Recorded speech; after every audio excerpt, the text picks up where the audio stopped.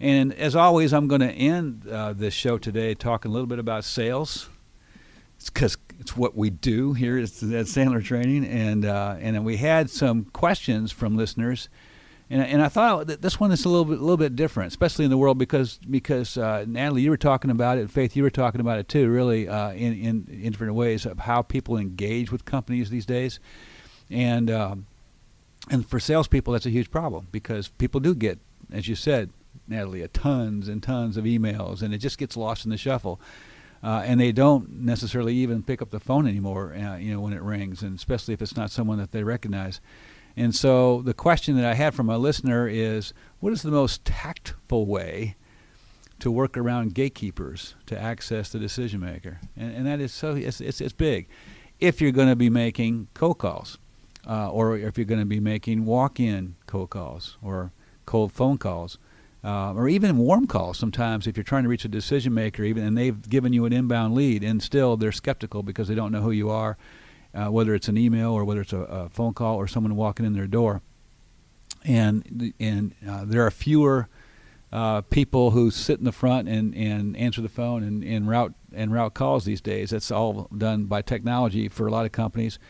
And if you're making walk-in cold calls these days, it's like, you don't know who's going to greet you at the door, So it's interesting how we do this, and I'm going to talk about phone calls, and I'm going to talk about walk-ins, both of those. And we're talking about gatekeepers. If you think about a gatekeeper, what is a gatekeeper supposed to do? Well, their number one job at the point in time when you engage with them is to keep you from talking to the decision maker, and they're usually very good at it. Now we're talking about the kind of gatekeeper who decides whether or not you get to talk to the decision maker. There's two other kinds of gatekeepers that you treat differently. One is the person who simply routes the calls, and the other one is on the other end of the spectrum is that executive assistant to the CEO, who typically acts as the extension to the CEO, and maybe even keeps his or her calendar, knows all the major issues that are being addressed in the C-suite. So that's a different kind of person altogether, not the one I'm talking about today. What I'm talking about today is the one where the salesperson calls and get someone to pick up, or they walk in and someone greets them somewhere near the door. I had to walk down the hall like 50 yards at a place the other day to find someone to say hello. Anyway, on a phone call, the gatekeeper is programmed to ask, who are you, what's your company, who do you want to talk to, and why are you calling, and do you have an appointment? And so those are 5 direct questions that gatekeepers are going to ask. And the typical salesperson is going to answer those questions. Well, that puts the salesperson on the defensive and gives all the power to the gatekeeper. And because of that, there's all kinds of bad practices out there, like I'm going to bully my way through the gatekeeper, or I'm going to try to act like I'm the decision maker's best bud, and those are all bad ways to handle it.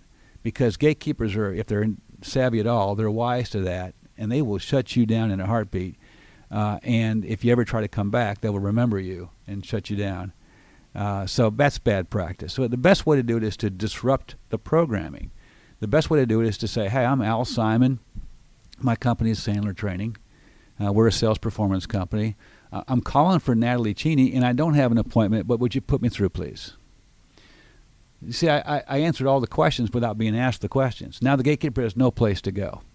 Now, another key part of that is at the end I said, would you put me through, please? You see how my voice went up at through and down at please. Whereas the weak salesperson would say, would you put me through, please?